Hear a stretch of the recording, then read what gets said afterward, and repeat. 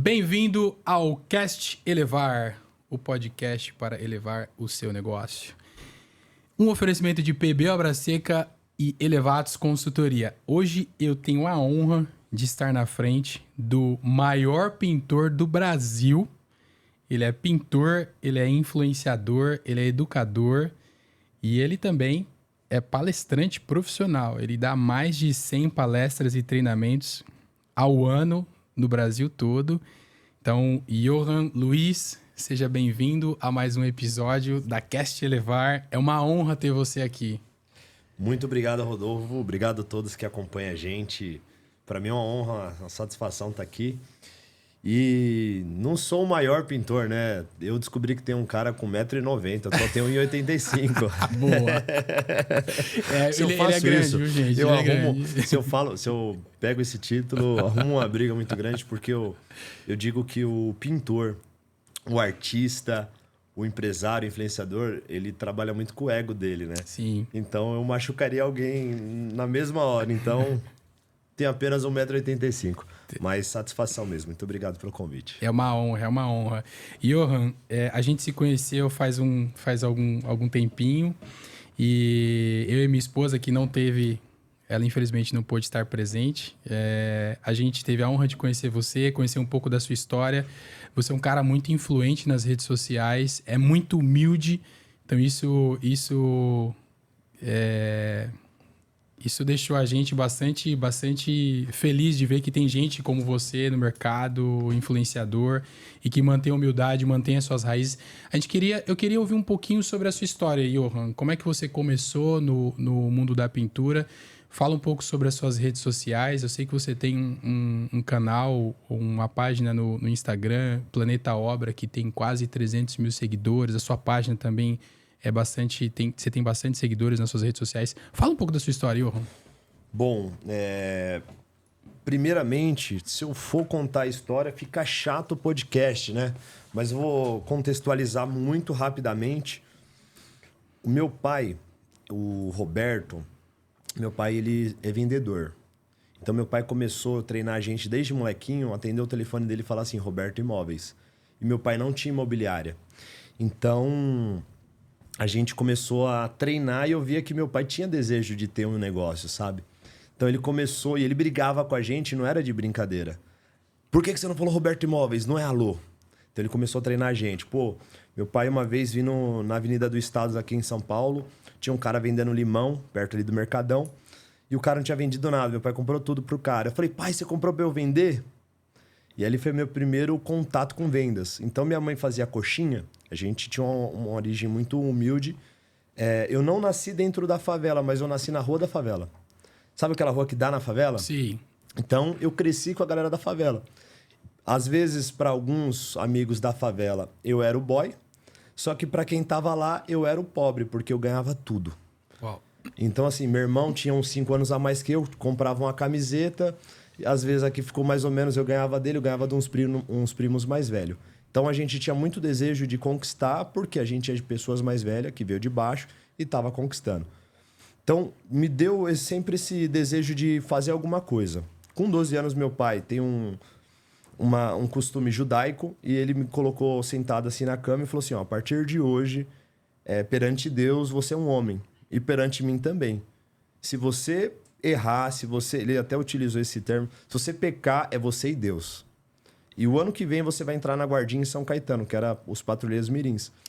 Entrei na guardinha com 13 anos, com 13 anos e meio eu comecei a trabalhar. O meu primeiro contato foi com o prefeito de São Caetano. Uau. Eu nunca tinha visto ninguém de sucesso. O primeiro cara de sucesso que eu vi foi o prefeito, porque eu pagava um boleto dele de R$5 mil e era o condomínio dele. E R$5 mil meu pai demorava 6 meses para ganhar.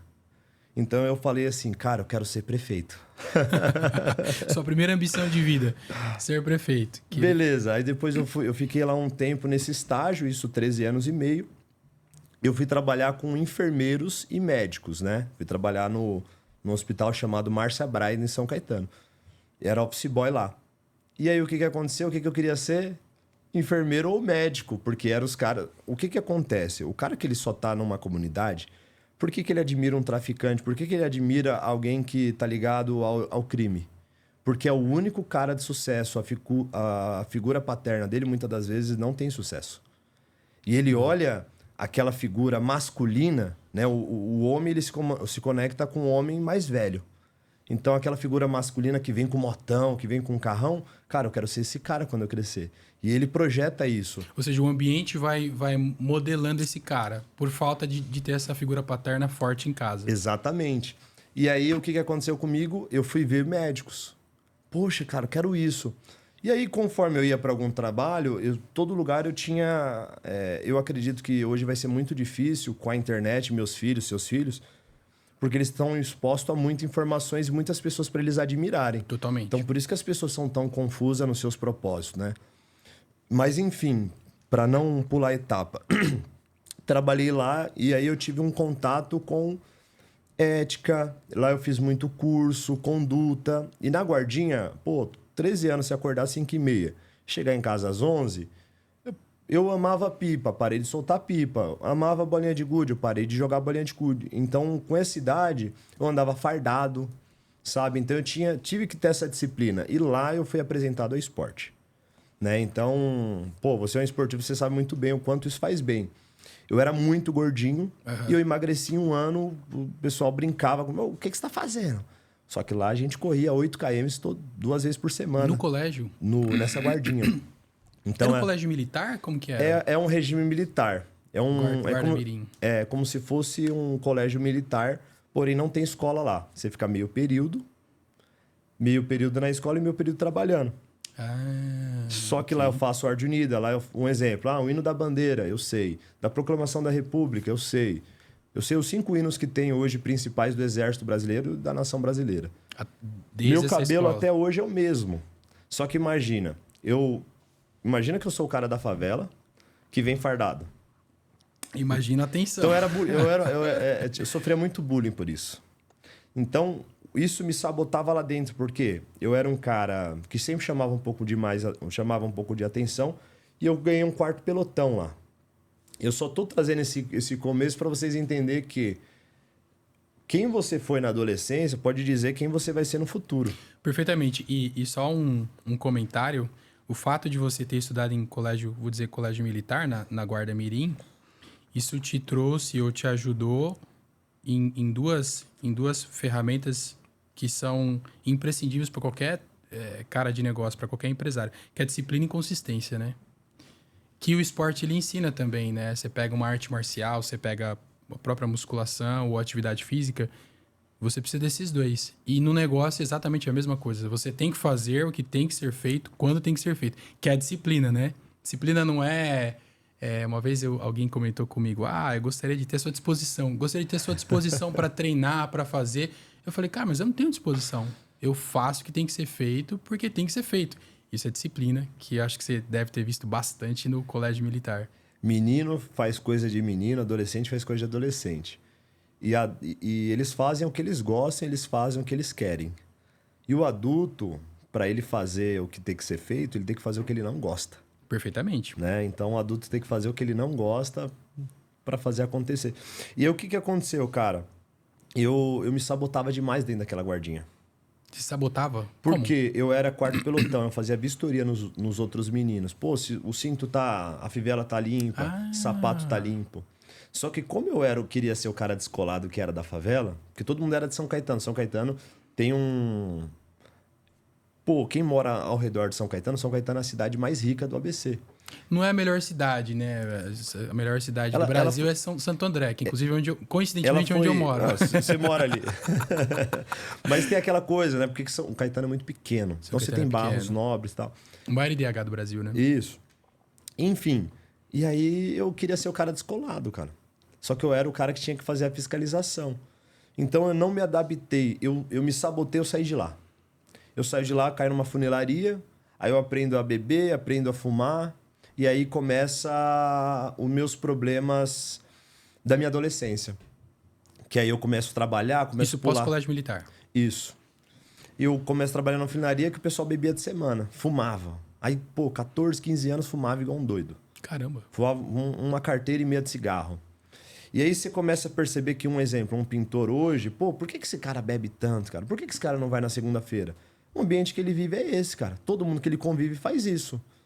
Então eu comecei a conviver com aquela galera. Não vou dizer que ninguém me enfiou para fazer essas coisas. Mas, assim, o ambiente sempre vence. Né? Totalmente. Enfim. A influência do meio, né? Exato.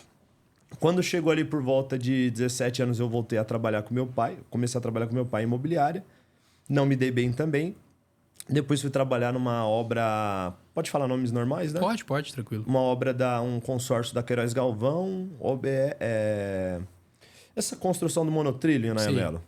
Sei. Lá eu fui apresentado à obra, só que lá tinha 900 pedreiros, peão, ajudante de geral e muitos assinava com digital. Uhum. E eu já tinha acesso a um pouquinho de educação. E eu era o cara que limpava o banheiro, cara. Caramba. E eu ficava muito frustrado porque os caras entravam com a bota cheia de argila e sujavam o banheiro. Acabava com o seu trabalho. E eu comecei a fazer placas de identificação na obra. Lave a bota. Só que a galera, muitos não sabia ler, cara. Então eu ficava na porta do banheiro. Pô, lava a bota aí. Só que aí só tinha um negocinho lá, uma torneira. O que eu fiz? Construí um lava-bota. Uma grelhinha, um buraco no chão, lava e tal. E aí o cara passava a bota lá nas grelhas lá e limpava. Beleza, os caras começaram a pegar a birra de mim. Meu chefe falou assim, cara, os caras tá querendo te pegar, vou te levar pro lava-roda. Sabe o que é um lava-roda? Não. Pátio de manobras, né? Obra, esse canteiro de obra, tem aqueles caminhão vira-vira. E aí a argila fica no meio daquelas rodas que fica do lado. Nossa. Então, se sujar, sujavia. Toma multa da prefeitura. Eu era o cara com uma VAP que lavava aquilo. Nossa, cara. Então... Mas isso era melhor ou pior que Eu não tinha contato com gente, cara. Tá. Era mó da hora, porque calor pra caramba, tá... Uhum. Só que, o que eu fiz de novo? Sujava toda a obra. Essa lavagem, porque era no final, na entrada. O que eu fiz? Cara, por que a gente não faz um buraco aqui, coloca uma grelha? E aí, com uma vez por semana, a gente limpa isso e a gente lava as rodas. Fica mais fácil. Meu chefe já me olhava diferente. Cara, com 6 meses, eu cuidava do meu setor à noite. Eu era o pessoal usa na obra o cachimbo, né? O cara que leva fumo. O encarregado 2. E aí a gente foi lá, cara. Comecei e tal, só que eu era muito novo, só tinha 18 anos. Que eu já tinha uma responsabilidade, era um cara responsável. Era um cara da bagunça, mas eu era responsável. E aí um cara foi lá e, pô, me dedou. Uma coisa errada que todo mundo fazia lá no meio, era obra de prefeitura. E eu fui mandado embora. Meu primeiro e último registro ali na minha vida. E aí eu caí com o seu José Pintor. Meu tio, senhor José. Um cara que tem 30 anos de obra. Esse é o retrato do pintor brasileiro. Ele tem 30 anos de obra, muitas das vezes trabalha de chinelo, anda sujo de tinta. É um cara que tem a cabeça baixa, não tem problema com bebida e nem droga, né? Que muita gente acha que o cara de obra tem esses problemas. E ele não tem nada, cara. Ele não construiu não tem uma casa, não tem um carro, patrimônio, não tem nada, cara. Se ele morreu hoje, pô, ele só tem as roupas. E ele trabalha todo santo dia, não tem férias, cara. Imagina um cara que trabalha 30 anos nunca teve uma férias. Uau. A férias dele é quando ele fica sem obra. Esse é o retrato hoje do pintor. Esse é o retrato do pintor. Eu não vou dizer o retrato do pintor. Se todo mundo me escutou bem, ele não bebe e ele não usa droga. Sim. Só que ele não tem ambição. Ele acha que ele não consegue pagar uma parcela. Então, quando eu trabalho com meu tio nesse primeiro ano, eu percebo que, cara, eu não quero fazer isso. Só que eu sou exposto a alguns empreiteiros de sucesso. Eu falo, cara, eu vou ser empreiteiro. Para mim, eu não sou bom de estudar. Eu não vou conseguir ser engenheiro, então eu vou ser empreiteiro. Né? Empreiteiro. Empreiteiro. Eu vou ser dono de empreita, cara. Vou ser dono de empresa. E aí eu tento ali me conectar com algumas pessoas, só que eu brigo muito com meu tio. Nesse um ano eu saio, pego um SP13. Sabe o que é um SP13? Não. É um paulista de 13 anos. Aí tem o BA... Eu conheço. BA18, é o baiano. E assim vamos. Eu consegui lá um SP13, trouxe ele para trabalhar comigo. Aí a gente, como eu sou um cara que fui exposto aos 13 anos à disciplina, eu ensinava a disciplinar, porque eu tinha 13 anos e disciplinava outros adolescentes. Sim, desde o início. Então, com 19 anos, eu já disciplinava esse menino. E com 19 anos, eu abro o meu primeiro CNPJ. E primeiro ainda ele é vivo. Né? A gente tem outro CNPJ, mas esse é o... Que é a origem. É a origem. Então, muito cedo você foi exposto, então, a... Primeiro, seu pai era empreendedor. Então, muito cedo seu pai... Não era de sucesso. Ok, mas ele tinha essa veia Exatamente. empreendedora no DNA dele. Ele te coloca num colégio militar que te traz, além dessa característica de casa, te traz disciplina, te traz consistência. E eu percebi também que você é um cara muito criativo. Então, todo lugar que você vai, você sempre tenta encontrar uma forma de facilitar o trabalho, de promover algum ganho de eficiência. E aí, você cai com o senhor José Pintor, que é quando você inicia no mundo da pintura. Só que, de novo, você não está satisfeito ali, né? Você não quer ser só mais um pintor. Você começa a buscar oportunidades. Exatamente. E eu fiz acho que foi o terceiro serviço assim, ao seu José, era um contador, né? Que ele era era tio de um amigo meu. E eu pintando a casa dele, eu liguei pra ele e falei assim, como eu faço pra ter um MEI? Aí ele falou assim, ó, é assim, assim, assado. Eu falei, eu quero. Isso eu tinha 19. E aí pô, então na Bate aí, quanto que custa pra abrir? Ele falou, R$ 350. A obra custou, tipo, R$ 750. Pô, naquela foi caro, o meio é de graça. Mais da metade. Ou metade do... E ele cobrou. Eu falei, beleza, vambora. Fiz tal, paguei meu SP13, fiquei com o troquinho. E pra que abrir um CNPJ, né, cara? Porque se você... Quando você desenha a imagem do pintor, que é o cara informal... Ele não tem. Mas você começa com Minha serviço mãe, de cara. pintura e você fala, cara, eu vejo alguma coisa maior. Eu preciso de um CNPJ, eu preciso de uma empresa, eu preciso de sua mãe. Minha mãe. Ô, Johan, você não tá pagando INSS, vai abrir um MEI. Minha mãe é assim. Minha Entendi. mãe, ela tem um papel muito importante na minha vida, que ela foi minha coach. Uhum. Minha mãe, ela trabalhou na TV Gazeta, tá? Ela teve alguns trabalhos bons. Então, ela largou tudo para ter os filhos, para cuidar da gente. Então, minha mãe foi uma treinadora da gente. Então, assim, meu irmão, ele é empreendedor. Meu irmão tem empresa dele. Minha mãe sempre, ela elevou muita gente. Você consegue. Legal. Eu chorava, assim, que eu era gordinho. E ela falava assim, engole esse choro, você consegue. Vai lá, Johan, você consegue. Meu pai também, ele sempre... Meu pai lia muito a Bíblia, né? E meu pai sempre foi um cara muito... ele busca muito conhecimento, sabe? Meu pai busca muito conhecimento. Como hoje a gente busca na internet. Só que meu pai Sim. buscava com livro, com pessoas, etc. E, pô, esse ensinamento aqui, ó, vamos colocar aqui nos nossos filhos. E aí, eu tinha muito cabisbaixo por ser gordinho e tal. Não ser escolhido para jogar uma bola tal. Morar num lugar periférico. E aí, meu pai falava assim, ó, olha no espelho. Aí eu olhava no espelho. O fraco diga, eu sou forte. Aí eu sou forte. Ele, ó, todo dia que se sentir mal, fala, eu sou forte. Só que hoje em dia isso, a gente acha que é coisa de coach, coisa besteira.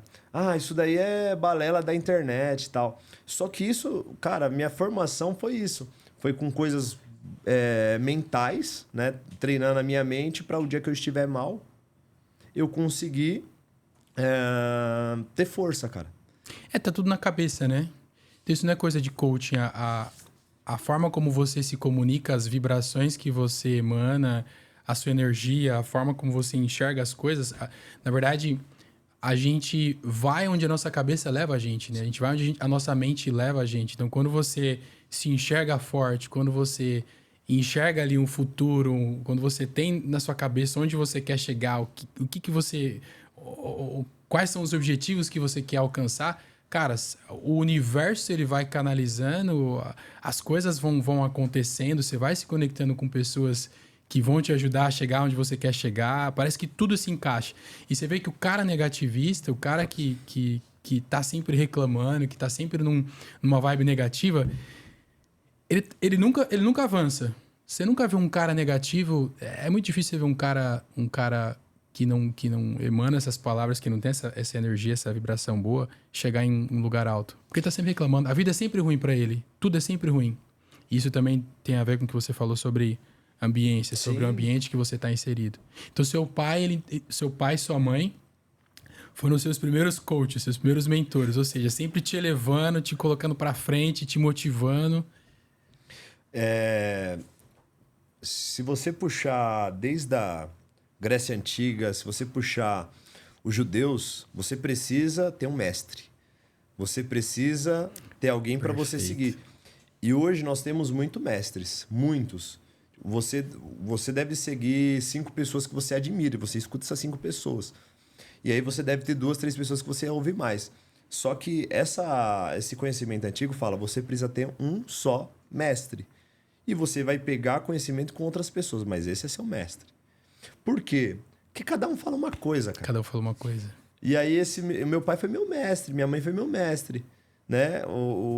Então eles me ensinaram muita coisa. Minha mãe, nesse momento, ela diz, abre o MEI, Johan. Eles eram meio assim. E aí a gente foi, abriu o MEI e tal. Então a gente já começou. Minha mãe falou assim, eu falei, mãe, agora? Começa a emitir nota fiscal. Meu pai é dono de imobiliária. Meu pai hoje é delegado do CRES, né? Um órgão que fiscaliza e tal. E eu vi meu pai também, assim, se desenvolver, porque meu pai era corretor ilegal, e um dia ele foi notificado pelo CRES, então eu vi meu pai também estudar. E aí eu falei assim, meu pai falava assim, ó, você tá vendo por que eu... Aqui, ó, a gente mora aqui de favor, morava na casa dos meus avós.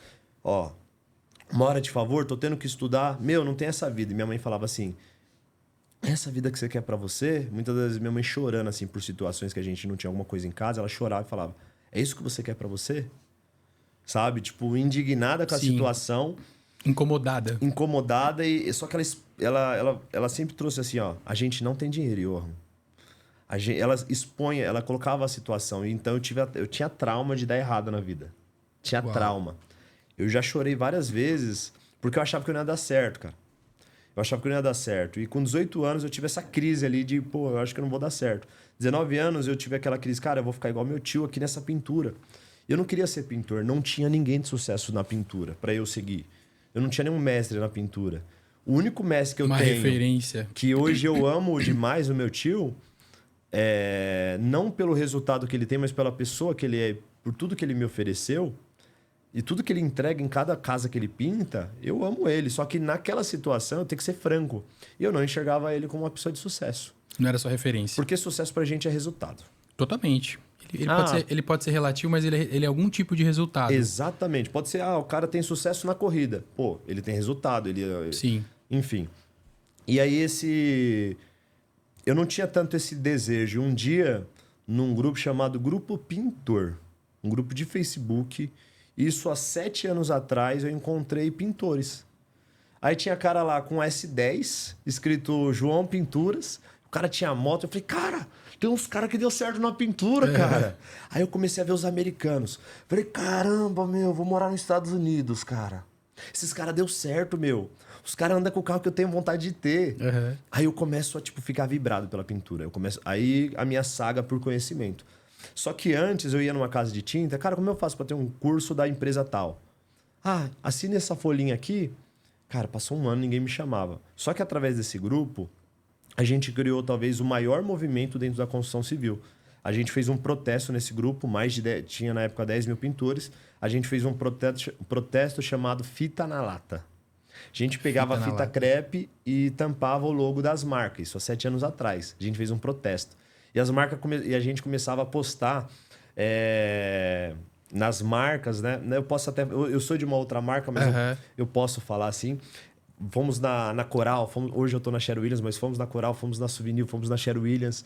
E a gente colocando dessa forma, nos comentários deles, provocando eles. Vocês não estão nem aí pro pintor, não sei o que, Vocês só querem falar com o cliente final, com o arquiteto, você não tá nem aí pro pintor. As palestras estão ultrapassadas. E aí fizeram um movimento e ganharam notoriedade. Exato. E aí chegou um dia que... essa é a minha história, então eu tenho que trazer isso. Chegou um dia que a gente criou um movimento de pintores, uma pessoa, até o Renato de Sá, né, o dono da maior rede de loja de tinta, ele chamou, eu não estava nessa reunião, ele chamou os cabeças desse movimento e falou, cara, o que vocês querem? Porque a gente tenta desenvolver a categoria de vocês há 50 anos, só que a gente não consegue. Acho que vocês querendo, acho que agora vai dar certo. A gente chegou lá, o pessoal chegou lá, não sabia o que queria. Só queria ser visto. Pô, tudo espião de obra, cara. A gente não tem ideia. Aí ele falou assim, vocês podem criar um movimento, tal, um sindicato, alguma coisa assim. Aí eu participei do primeiro movimento de pintores e sou fundador da primeira associação de pintores do Brasil. Uau! E aí a gente começou, cara, os trabalhos, só que nisso eu tenho 21 anos. Eu já, com 21, 22, eu caso também. Sou coordenador do maior movimento de pintores do mundo, não existe isso no mundo afora. Sou fundador da ABRAP, Associação Brasileira de Pintores Profissionais, e sou o cara do comercial. Então, eu entro em contato com as empresas, as indústrias estrangeiras e internacionais, enfim, e eu sou um cara que não estudou, não era um cara de estudo, cara. Aí eu vou na minha saga YouTube. Como fazer um e-mail. Como enviar um e-mail. Então você sempre, embora você não tenha estudado tanto academicamente, você sempre vai buscando... Eu tinha parado na 8ª série, eu parei no primeiro ano. Com 20 eu volto a estudar e finalizo lá no 3º. E aí, com esses 21 para 22, eu me vejo obrigado a estudar. Correr atrás de conhecimento. Porque eu era coordenador comercial, cara. Aí eu vou nos vídeos. Como negociar. Como fazer uma venda. Eu começo a ver vídeo assim. E, cara, a minha faculdade, o ano passado, eu tive mais de 1.200 horas de audiolivro e podcast. Mais de 1.200 horas. Esse ano aqui eu já tô mais ou menos numas 200 horas, cara. Uau! Porque todos os dias eu consumo bastante. É a minha forma de estudar. Eu sou um cara... Eu tenho uma alergia na mão, minha mão fica muito ressecada. Eu tenho alergia a papel, cara. Então isso foi um bloqueio no meu ensino. Eu tenho uma coisa que muita gente teve e tem ainda, mas não sabe, que é uma coisa chamada... Oh, meu Deus, agora fugiu da minha mente o nome dessa doença. Fugiu da minha mente, mas é o seguinte, eu tô lendo isso daqui, daqui a pouco eu tô lendo isso aqui. É dislexia. Dislexia. Um pouco de TDAH, mas eu não vou falar o TDAH porque tá na moda, né? Tá batido já, TDAH. Mas assim, o que eu posso falar? Eu tinha dislexia, eu não sabia que tinha dislexia. E aí hoje tem coisas que eu leio de baixo para cima. E eu consigo ler. Caramba. Um exemplo, se eu pegar para ler uma música, eu vou ler uma música.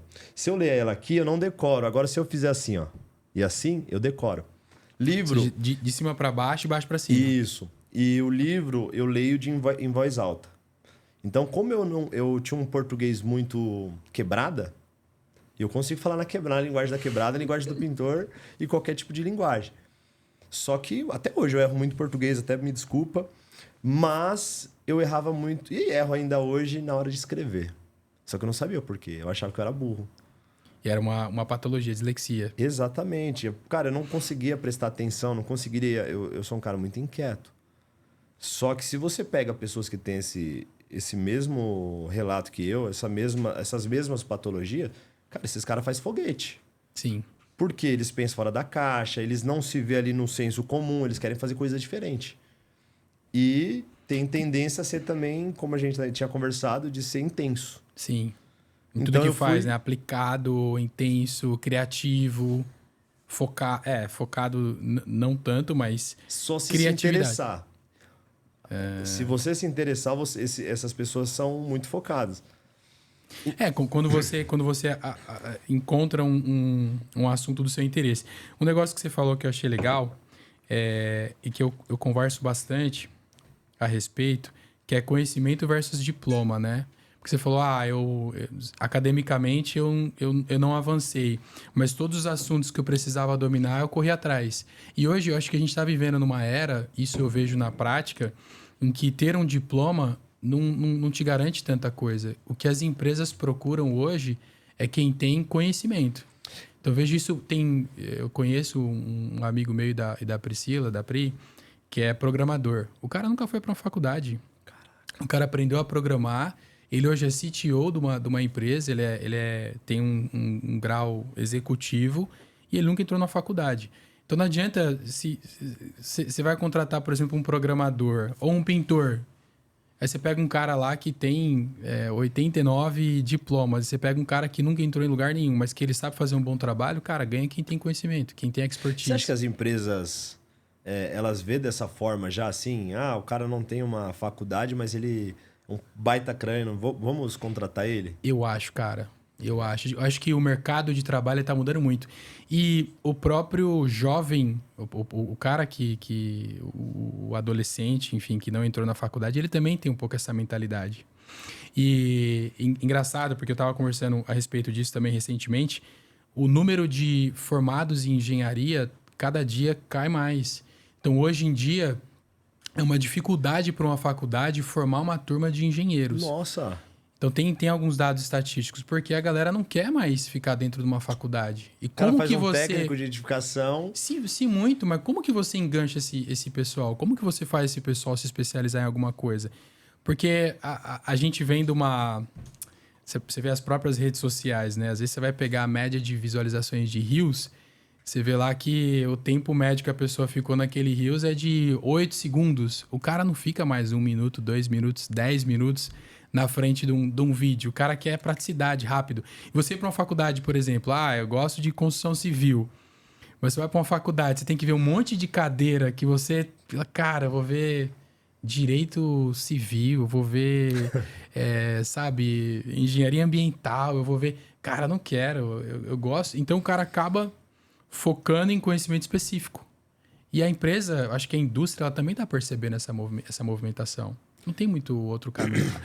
Ou melhor, as faculdades, elas vão ter que encontrar meios de seduzir esses jovens de uma outra forma que não a tradicional. Legal. Então, esse movimento ele precisa acontecer. Senão, o número de formados vai cada vez mais diminuir. O número de engenheiros vai cada vez mais diminuir. Acho que isso é um movimento inevitável, cara. Eu tinha um grande preconceito porque eu sempre fui taxado como o cara que não tem a faculdade, né? Se você for perceber, o pintor ele pode ganhar 10 mil reais por mês. Só que no churrasco da família, o que acontece?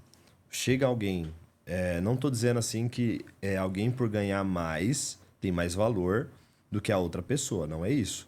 Mas imagina que tem uma família, e aí tem um cara que fez uma faculdade, qualquer tipo de faculdade, e ele ganha um salário de 2 mil reais. E todo mundo, olha aí o nosso fulano de tal. E aí aquele pintor lá tá lá na mesa, ninguém deu parabéns, ninguém bateu o pandeiro quando ele entrou. E ele ganha 10 mil reais por mês, né? Então, assim, as pessoas, elas... a sociedade, principalmente... Eu conheço alguns lugares fora? Conheço. Só que eu não vivo na sociedade, a cultura de lá. Eu vivo a parte de visitar. É totalmente diferente. Sim. E o relato de algumas pessoas que contam pra gente. Mas assim, eu posso falar com propriedade porque eu moro aqui. Então, assim, a cultura brasileira, ela valoriza muito o título. Totalmente. Ela valoriza mais o título até do que resultado, cara. Totalmente. Hoje, com esse lance do empreendedorismo e internet, vem mudando.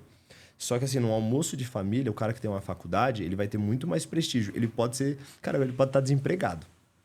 Mas ele tem a faculdade. Ele tem um diploma. Tem um diploma. Perfeitamente. Então, só que eu acho que isso vai mudar, viu, Johan? Isso vai mudar, não. Acho que isso já está mudando. Eu acredito que está mudando. Tá. Eu tenho um amigo que, inclusive, ele é um convidado do nosso próximo episódio. Ele está na área da educação e o grande desafio é exatamente você seduzir essa galera mais jovem a fazer um curso, a concluir um curso também, porque você tem que ter a habilidade de, quando você monta um curso, quando você monta uma grade, montar pensando em como que você vai fazer para esse cara concluir esse curso.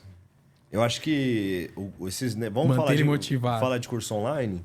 Cara, eu vou dizer para você, a galera tá parando, foi o boom do curso online, agora tá parando. O que agora tá em alta? Mentoria e evento. Por quê? A galera não finaliza curso, cara. A galera compra um curso de R$1.000, eles não finalizam. Sabe? Então, assim... Perfeitamente. Vamos falar assim, a gente tá falando de curso online. Cara, faculdade aí. Você falou da turma de engenharia, né? Pô, você pega dependendo da área, assim, o cara fala assim, cara, eu sou o único da primeira turma. Porque, pô, vai parando. Enfim, as pessoas começa não concluem. 30, termina 5.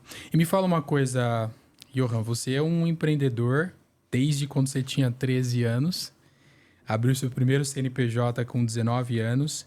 Quais são os seus negócios hoje? Quais são os desafios que você tem como empreendedor? Ótimo.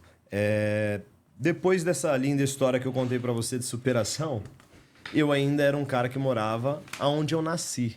Eu casei e voltei, meu pai conseguiu comprar uma casa, voltei a morar no mesmo lugar.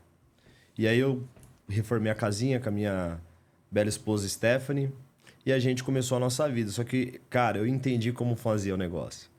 Aí eu comecei a investir em máquinas. Comprei lixadeira, comprei máquina airless. Aí eu brigava com a minha esposa pra ela não fazer o cabelo, porque não tinha dinheiro, mas pra máquina tinha. Então, assim, Pra investir no seu negócio. Pra investir no negócio.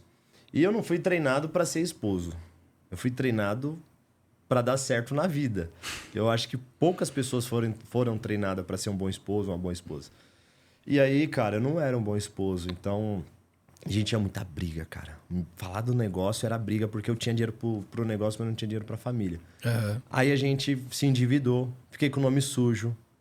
E aí eu me vi numa situação que eu falei, cara, eu preciso dar um jeito na minha vida financeira. Aí, beleza.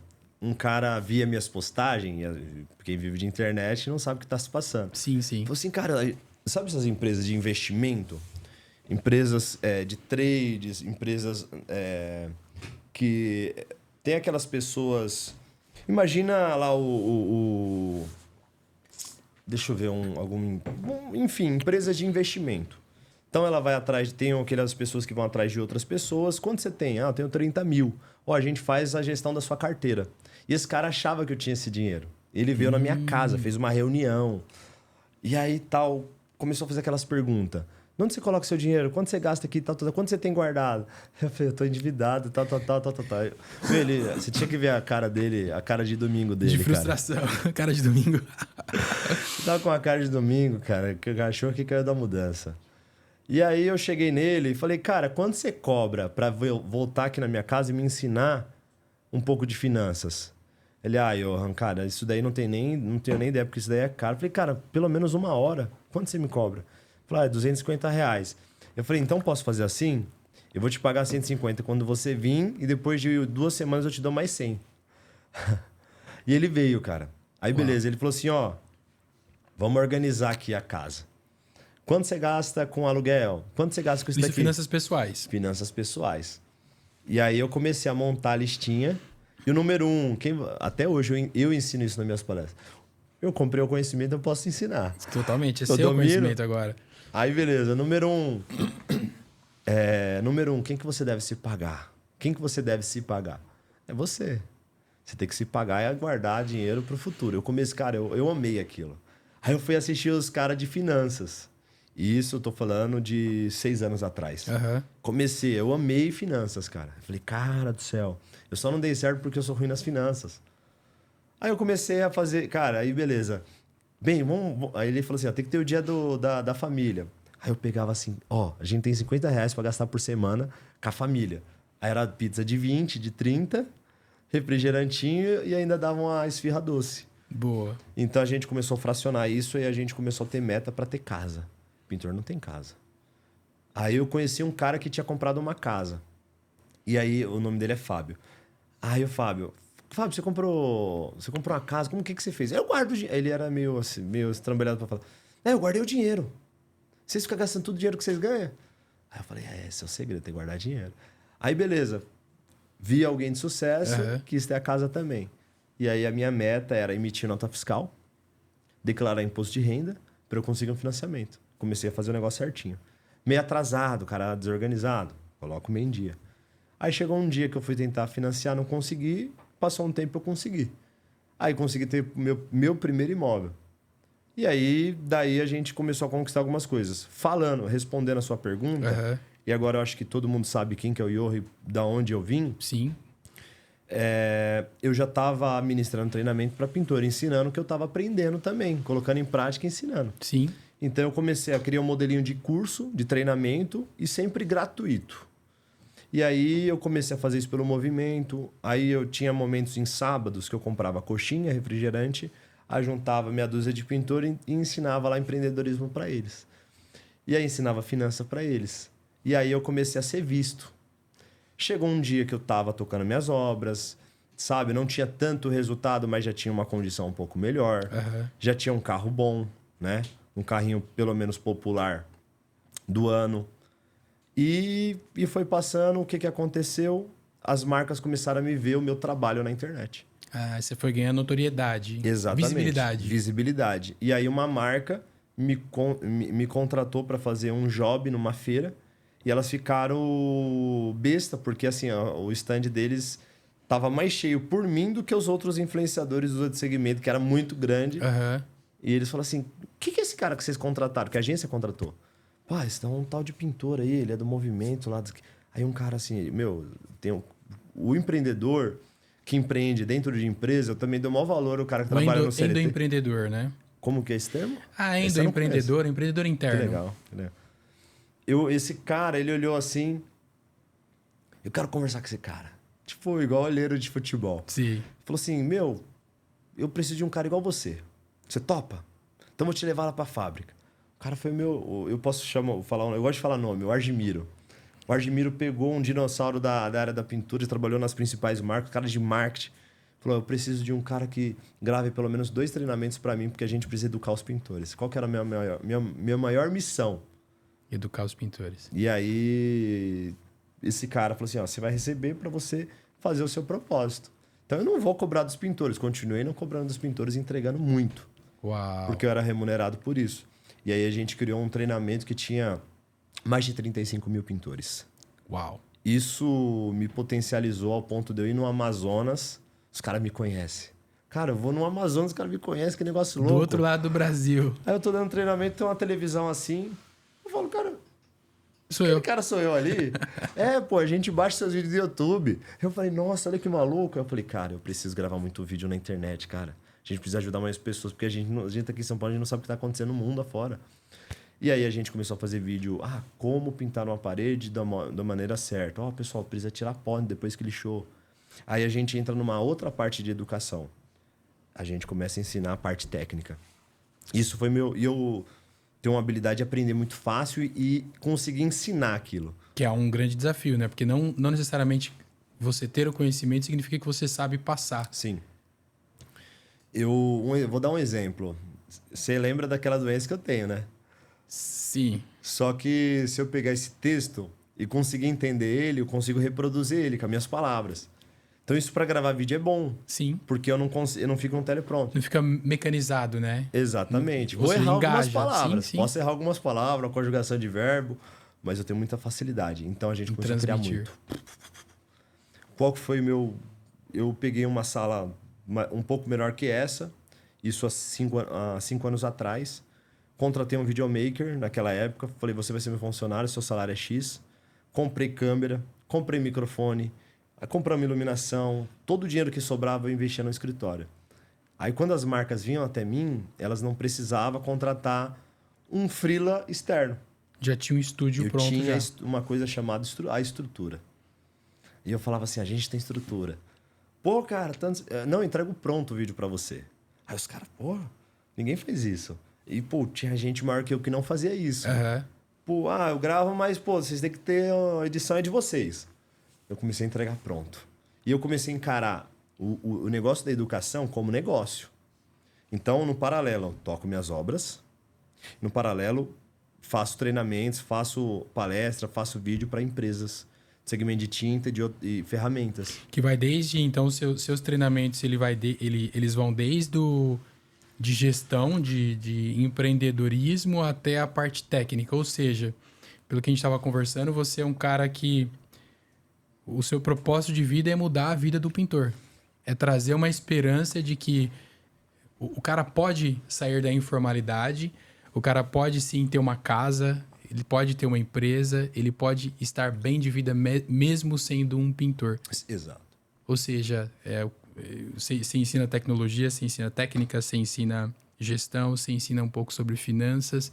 Então, o cara, ele vê um novo mundo com seus treinamentos, com seu propósito de vida, com o seu trabalho.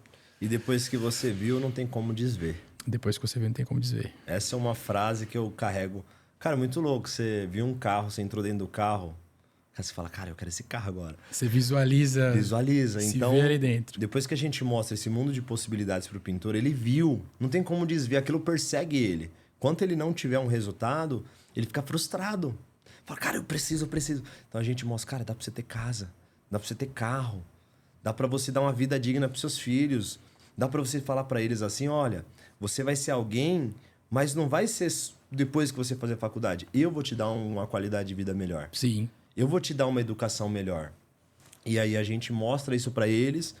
E só que tem uma coisa muito louca dentro de tudo isso. Estou falando de mostrar, né? Eu não fui para esse lado da internet de exibir. Porque no paralelo nasceu um... Esquece essa palavra exibir. Eu tinha um grande amigo que ele chama João do iFood. O João do iFood é um cara que revolucionou o iFood no Brasil. Ele tem hoje mais de 30 mil alunos. E ele é o embaixador do iFood hoje, né? Ele resolve vários problemas do iFood e ele é o cara que se comunica com o restaurante.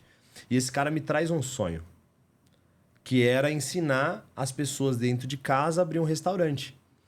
E aí, o que acontece? Eu uso essa estrutura para ajudar também esse cara. Nossos vídeos. Sim, e aí sim. eu começo a falar assim, cara, você tá falando muito errado.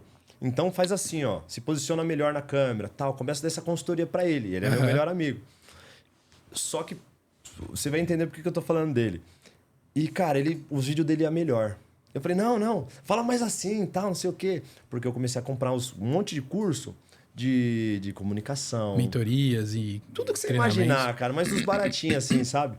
Eu ia lá na Hotmart lá e falei, pô, curso de como falar pra câmera, R$29,90, vou comprar. Então eu comprava um monte desses cursinhos, e aí eu ia passando, ó, é assim que você tem que falar. Esse cara começou a crescer. Vê a pandemia, esse cara morava num CDHU, um golzinho que ele pagou R$3.000, de um dia pra noite ele comprou um apartamento e andava de BMW. Uau. Tipo, ele ganhou R$1 milhão em 6 meses com esse negócio. E eu, pô, dando aquela assessoria pra ele ali, sabe? Pô, vai por aqui. Ele é um cara muito humilde. Se mantém humilde, tal. Só que ele trabalha mais com a internet, com a parte de vendas. Então ele precisa mostrar muito mais a transformação da vida dele do que eu. Então, o que ele sempre falava assim, você tem que mostrar que você tem uma casa, cara. Você não mostra que tem sua casa. Pô, você tem que mostrar que você tem um carro bom. Eu falo, não, cara, os pintores, se eles olharem isso daqui, eles vão me cancelar, cara. Eles vão querer eu.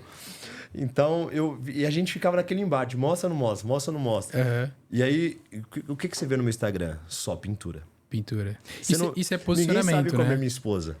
Não, mas você sabe que um dos desafios do empresário, do empreendedor, é o posicionamento, né? É como ele quer que os clientes dele, que o público-alvo dele enxergue o negócio dele, enxergue a empresa dele. Então, você resolveu, dentro da sua visão estratégica, se posicionar dessa forma. Mostrar mais o conteúdo técnico, mostrar mais sobre a técnica do que sobre sua vida pessoal. Lifestyle. Sim. Eu tirei o meu lifestyle é ser pintor. É ser pintor. E você fala com brilho nos olhos, isso é legal. E muito louco. Quem vê a gente assim, cara, parece que... o pessoal me fala assim, cara, você só trabalha, cara, vai descansar. E às vezes, eu estou descansando, mas estou postando pintura. Sim.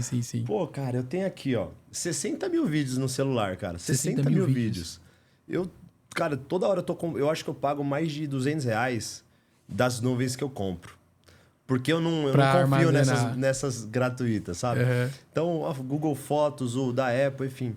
Porque é muito material. Só que então, eu posso tirar uma semana de férias que eu consigo postar. Sim, você tem conteúdo. Tem, cara. Tem tudo que você imaginar, tem. Boa. Só que eu não sou um personagem, né? Vale dizer isso. Mas eu só posto pintura e eu tento ser constante.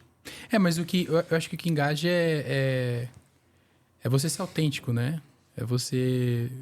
Porque... No fim do dia, é o que a gente sempre fala, o que a gente lê de especialistas em comunicação, principalmente em comunicação contemporânea, é que pessoas se conectam com pessoas. Pessoas não se conectam com o CNPJ. Um CPF não se conecta com o CNPJ. Então não adianta você querer fazer aquele vídeo institucional, com uma câmera, com uma imagem perfeita, com script, porque isso não vai conectar. Isso não engaja. A pessoa fala, cara, isso daqui... E aí você vê grandes marcas, por exemplo, como o Nike, que tem, acho que, sei lá, mais de 100 milhões de seguidores... que eles é sempre... Pessoas. Histórias. As pessoas se conectam com as histórias das pessoas. Agora me fala uma coisa, Johan. A gente está caminhando aqui para a nossa finalização, mas eu tenho algumas perguntas que eu gostaria de te fazer. Quais são os desafios que você enxerga como empreendedor, cara? Dentro do empreendedorismo, a parte de planejamento, a parte de gestão, a parte mesmo de posicionamento, você encontrar seu posicionamento... Público-alvo. né? Captação de clientes. Aí você já coloca fez umas tudo 5 isso. perguntas. Tudo isso, que é o desafio, que são os desafios do empreendedor, né? Como que você lida com tudo isso? Olha, eu acredito que ninguém estuda para empreender, cara. Esse é o problema principal. Vamos para um modelo mais tradicional. Fiz uma boa faculdade. Cara, hoje eu tenho uma visão... Eu contextualizar, eu tinha um preconceito. Hoje eu tenho uma visão totalmente diferente. O cara que faz uma faculdade, ele é um cara disciplinado também. Que para ele chegar até o final... Então eu já tenho esse cara de outros olhos. Totalmente. Então, assim, eu admiro quem consegue finalizar uma faculdade de 5, 6 anos, cara. Eu falo, pô, esse cara é fora da curva. Um ano eu já tinha enjoado, né? Procrastinador de carteirinha. E aí, eu olho tudo isso assim... O empreendedor, ele não faz curso. Porque o cara finaliza a faculdade, ele entra numa empresa e a empresa fala assim, ó... É assim que você vai se portar, é assim que você vai fazer. E ele faz. E eu? Que eu começo a pintar trabalhando para você... E você, muitas das vezes, é um cara que faz tudo errado. E eu aprendo com um cara que faz tudo errado.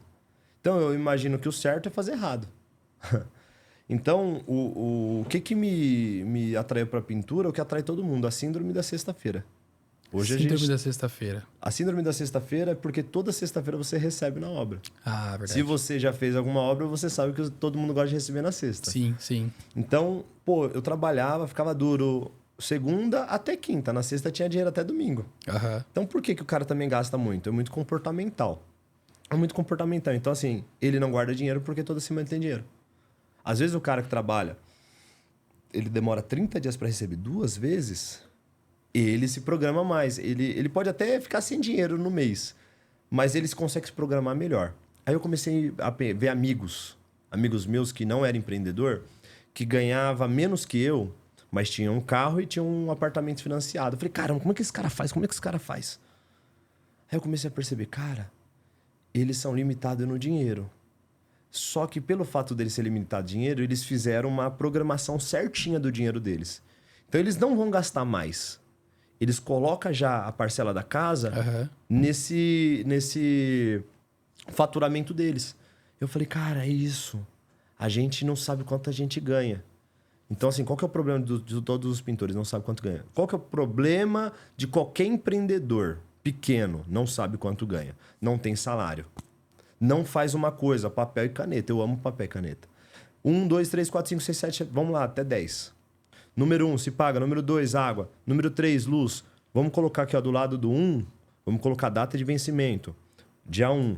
2, qual que é o vencimento da água? Ah, dia 5. Beleza, pagou? Ok. Então faz esse planejamento no dia 30. Chega o outro mês, já tá pago. Já tá ali, é tudo pronto, só é pagando. Porque eu percebi que às vezes eu pagava a conta do dia 20, cara. Ai, paguei aquela conta e agora do dia 5. Todo mundo faz isso. Sim. Aí eu comecei a me organizar e ensino eles a organizar, isso tá dando certo. Então, um dos problemas, eu acho que principais, parte de finanças. Ninguém gosta de fazer isso. Isso não traz prazer. Sim. Aí, beleza. Parte de gestão, né? Até a gestão pessoal, todo mundo é desorganizado. Todo mundo é muito desorganizado. Na parte da empresa, uma coisa que a gente fez e mudou o cenário da pintura foi criar uma coisa chamada padrão. Hoje, vários pintores carregam a logo pintor de alto padrão. Por quê?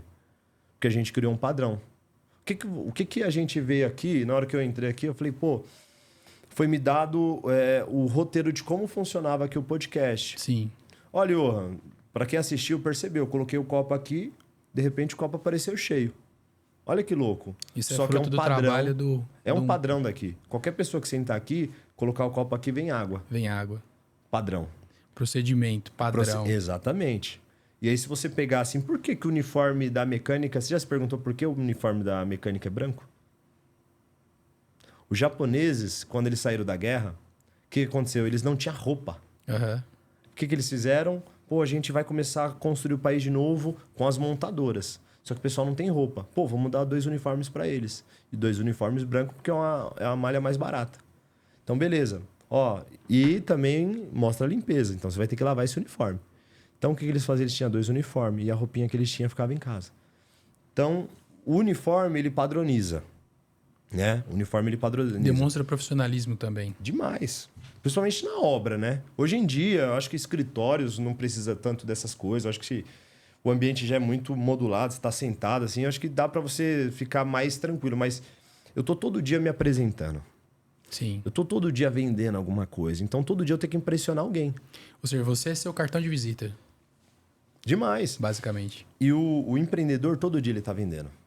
Pô, eu vim aqui, pô, eu gostei daquele carinha, aquele pintor lá, hein? Por que ele não pinta a minha casa? Gostei dele. Então, imagina que eu viesse aqui e me mostrasse uma pessoa totalmente irresponsável, fora das câmeras. Você ia querer que eu pintasse sua casa depois? Não ia. Não. Ele ia até falar bem lá, tal, legalzinho, mas ele, cara, eu não daria minha casa pra ele pintar, não. Então, toda hora eu tô vendendo alguma coisa. Toda hora eu tô vendendo alguma coisa, né? Então, eu preciso ter um uniforme. Eu preciso saber entrar na casa do cliente. Você já ligou para um pedreiro ou um pintor?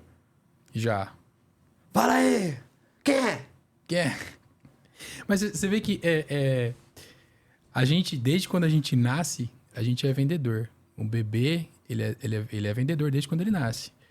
A primeira forma dele conseguir o que ele quer é chorando. Ele faz lá um berreiro, abre um berreiro, e ele consegue o que ele quer.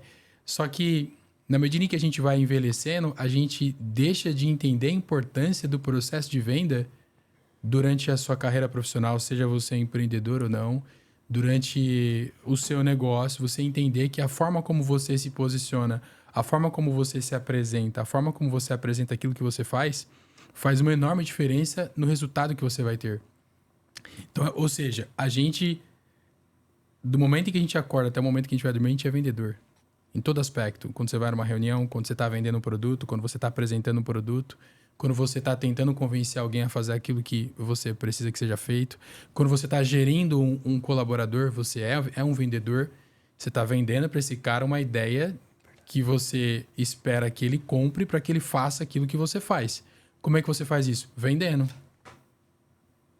Seja o objetivo final um recurso financeiro ou simplesmente executar uma tarefa que você quer que ele execute. Então, vender, gerir, se posicionar, se comunicar. Você falou no início do podcast, você falou que pelo fato de você ter vindo da quebrada, né, de uma região mais humilde, você consegue se comunicar hoje muito bem em diversos ambientes. Só que você também você usa diversos idiomas para engajar com a galera que você tá lidando. Então, se você falar com um pintor, você não vai chegar lá, né, um terninho e tal, não sei que não. E meus primeiros vídeos, eu caí na besteira na época eu coloquei uma camisa social na época. E fui falar com o pintor. Os caras, mas até outro dia você não tava de camisa. Eu criei esse personagem. Uhum. Eu percebi que seja só você.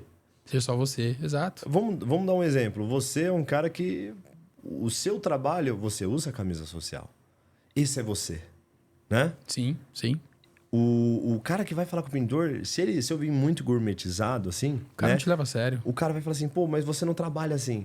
Então, às vezes, eu abro o vídeo lá, tem um pinguinho de tinta aqui. Essa calça aí tem uma pinguinha de tinta.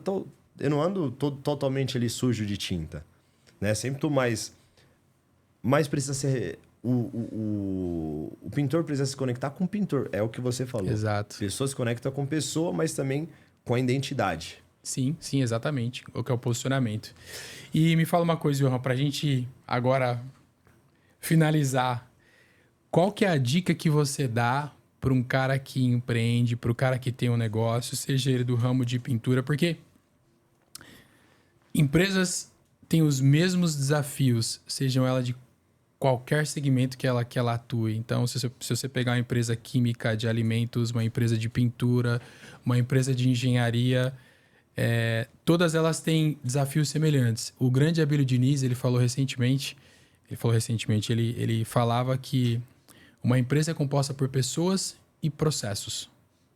São essas duas coisas. O grande segredo de uma empresa é quando você aprende como gere pessoas e quando você aprende que essas pessoas precisam saber o que elas vão fazer, que é o que você falou de processo, procedimento. Então, e ele falava que as empresas têm problemas similares. Então, mesmo você não sendo um especialista em alimentos ou na indústria química ou na indústria mecânica, qual que é o segredo, a dica que você deixa para pro empreendedor, seja ele de qual segmento ele for? Padronize o seu serviço. Porque se você padronizar seu serviço, qualquer pessoa poderá fazer esse serviço. Se qualquer pessoa pode fazer esse serviço, você consegue expandir, você consegue multiplicar, você consegue ter escala. Então, por isso que eu gosto muito do padrão, sabe? Porque eu padronizando uma pessoa, eu trago uma outra, ela já tem uma coisa que hoje é chamada de cultura. Eu chamo de padrão, mas isso nada mais é que a cultura da minha empresa, o padrão da minha empresa. Então, ele tem a cultura é construída numa empresa quando ela tem um padrão. Então, assim, se uma empresa... Eu tenho relacionamento com diversas empresas, eu entro e me relaciono com essas pessoas. Então, eu falo, cara, essa empresa é assim, ó. Se você for lá no iFood, cara, pô, tem uma geladeira lá com cheio de Heineken, só que as pessoas não ficam bêbadas, cara. Que louco. Por quê? Cara, todo mundo sabe que não é... Eu tô indo pro trabalho, não é pra beber, mas na sexta-feira a gente pode beber alguma coisinha. É a cultura, é aquela cultura. Eles querem criar um ambiente legal. Sim. E aí eu tenho um videomaker.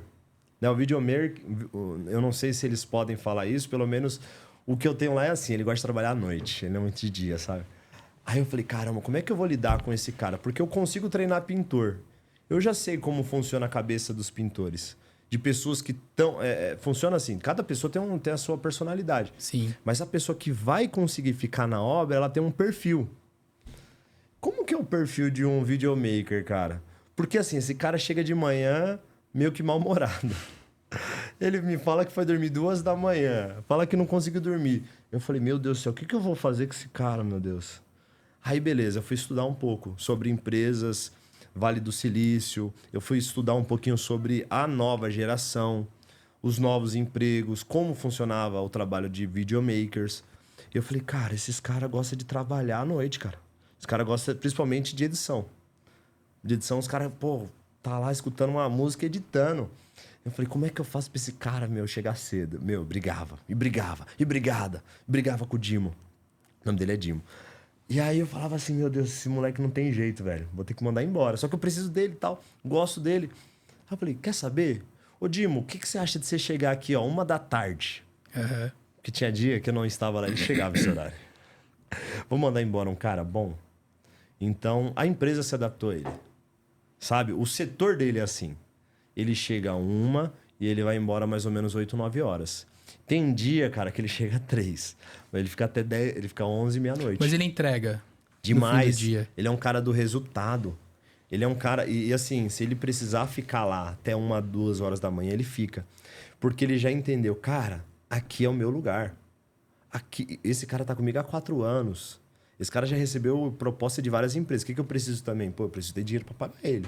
Sim. Então eu pago bem ele, né? E, pô, quero pagar poder... bem, manter ele motivado. Exato. Poxa, eu criei um ambiente para esse cara. Porque se não fosse assim, eu teria que contratar um terceiro para editar meu vídeo. O terceiro para editar meu vídeo, muitas das vezes, é muito mais caro. Só que tem uma coisa, na edição, que uma mão é diferente da outra mão.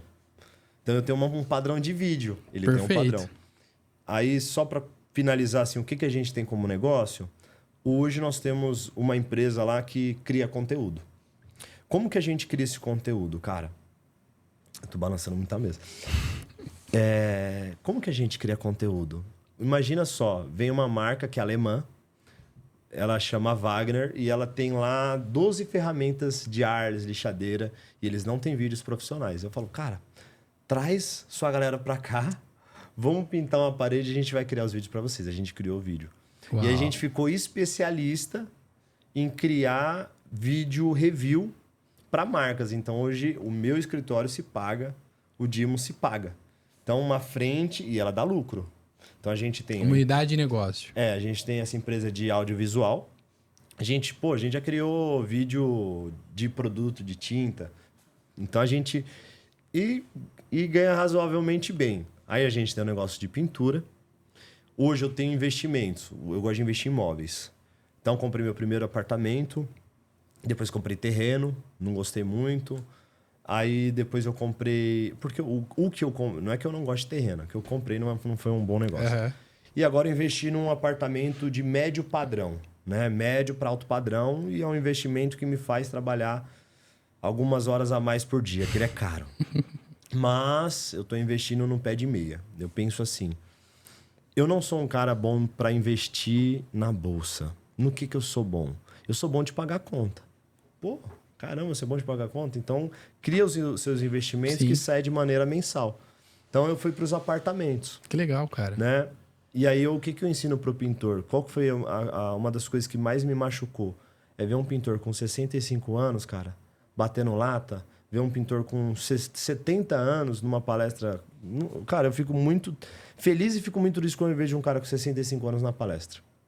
Eu penso que esse cara deveria estar descansando. E ele tá lá. Tá lá porque ele ainda falta alguma coisa. Precisa, sim. Então, os pintores não têm casa. Pedreiro não tem casa. Pintor mora no fundo da casa da sogra, cara. Você vê São Paulo. Pô, você conhece São Paulo? Sim. Todo mundo constrói no fundo da casa da sogra. Algum erro? Não. Só que é o mais fácil. Por quê? Muitos não têm acesso ao dinheiro. Meu pai alugou minha casa. Meu pai tinha uma casa e me alugou. Aham. Eu falei, nossa, pai, você faz isso comigo? Um dia eu questionei ele. Ele falou assim pra mim, você vai pagar esse aluguel, seu de aluguel. Só que daqui a 1 ano você vai comprar seu apartamento. E isso aconteceu. Você motivar você a comprar seu apartamento. Exatamente. Então eu acho que o pintor, muitas das vezes, ele fica acostumado a pagar um aluguelzinho de 600 conto, de 800 conto, de R$1.000. Só que eu falo, cara, se você fizer tudo certo, você vai pagar 1.300 e aquilo vai ser seu. Ah, mas o investimento em casa não é bom, Johan. Beleza. Fala isso para todos os pintores que passou antes de mim, que não tem nada e vive de R$1.000 por mês. Então, assim, eu prefiro falar uma coisa que ele é... Ah, mas fala de investimento, fala disso daqui. Meu irmão, esse cara, ele não paga um MEI que custa R$70 em dia. Você acha que ele vai investir na bolsa, cara? Não vai. Então a gente tem que ser mais real. Ei, vai lá, financia uma casa e paga ela. Aí você quer uma ideia boa? Paga a primeira e última. Pô, você quer ter um carro financiado? Paga a primeira e última. E vai reduzindo esse tempo, vai abreviando esse tempo. Meu irmão, ele é a coisa mais fácil que existe. Aí o pessoal fica, ó, isso não funciona, aluga carro. Beleza, fala pro pobre alugar um carro, cara. Sim. O aluguel é 3 pau, 2 pau e meio. O financiamento às vezes é 1.500. Paga primeiro e último que vai sair 2. Total. É tipo assim, eu sou pobre, meu irmão. Minha mãe não tem o que deixar para mim. Então eu tenho que construir patrimônio. Não depender do... O profissional liberal, ele tem que ter patrimônio. Perfeito. Sabe? Eu vejo por treinar tantas pessoas. Hoje eu vejo o pintor lá, pô, eu já tenho a minha casa, cara. Diga para uma esposa que mora de aluguel num cortiço que é para ela viver de aluguel que investir o dinheiro. Isso não vai dar motivação nenhuma. Nenhuma. Agora, tira essa família de um ambiente caótico onde eu morava. Tipo, lá embaixo tem um pessoal escutando samba. Lá em cima tem um pessoal escutando forró. E um pouquinho mais para cima tem Dona Maria escutando louvor. Né? Eu costumo dizer que lá na rua, você passa lá, o papagaio te xinga. É o gato correndo atrás do cachorro. Tem como você ter paz num lugar desse? Não. Não tem. Tem como você estudar num lugar desse? Não tem. Meu irmão, você vai fazer o que todo mundo faz. Chegar sexta-feira, você vai beber. Então, pega essa família, coloca ela num apartamentinho de 45 metros e ela vai se envolver com outras pessoas que também estão pagando mensalidade e querem ir para um apartamento melhor, uma casa melhor. Pega assim, deixa essa família aqui e uma família parecida no outro. Cara, quem que vai prosperar? Provavelmente vai ser essa daqui. Sim. Do que essa daqui. Ah, mas você tá falando do lugar? Pô, eu conheço um amigo meu que mora na comunidade que tem carrão e construiu em cima da casa da mãe. E na hora que a mãe morrer? Vai dar uma briga do caramba, cara. Vai, que é o que ninguém prevê, na verdade. E para resumir, cara, construa esse patrimônio, passo por vez. Eu acho que a questão da identidade, cara, você saber quem você é a melhor coisa que tem. Eu sou pintor, meu irmão. Eu sou empresário, eu tenho outro negócio. Abrimos um negócio para minha esposa hoje. Acho que no 6º mês dela já tá faturando uns 60, 70 pau por mês. Uau. E, poxa, comecei a aprender a lidar com dinheiro, entrar dinheiro grande na conta, não gastar tudo que tem lá. Eu acho que a coisa mais legal é você abrir a conta assim, caraca, tem todo esse dinheiro, e você não sentir vontade de comprar nada. Boa. Aí você já Mas você já é um homem maduro. Já se domina. É.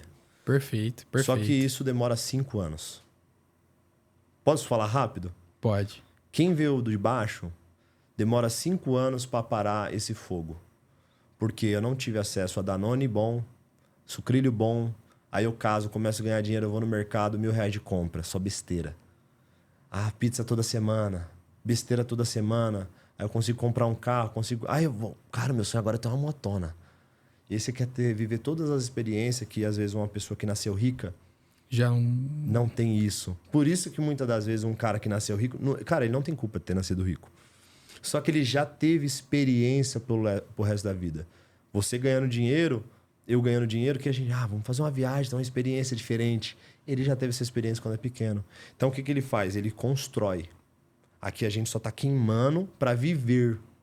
Depois de uns 5 anos ganhando dinheiro, você já tá assim, pô, agora, tipo, meu irmão, de verdade, eu não tenho vontade de ter um carro acima de R$100.000. Poderia ter, cara. Não tenho mais essa ambição. Sim. Apesar de amar carro. Só que não é o momento. Vai chegar o momento. Só que quando você tá nesses 5 anos, você compra sem poder. Cara, hoje em dia, eu já não compraria talvez uma casa mais cara. Viveria nessa daqui. Por quê? Passou 5 anos. Boa. E hoje em dia, cara, eu vivo uma vida um pouco mais minimalista, cara, sabe? Tipo, minha família.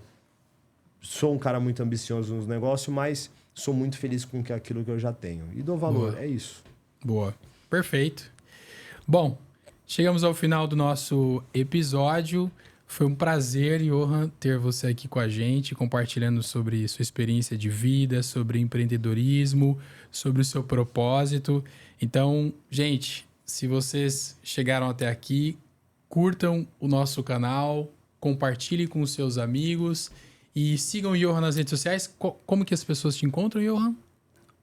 Encontra primeiro pintor.y. Tá aqui embaixo lá. Ó. Pintor Johan Luiz. E aí encontra todas as outras redes sociais. Perfeito. Um abraço, gente. Até mais. Valeu. Muito bom, cara.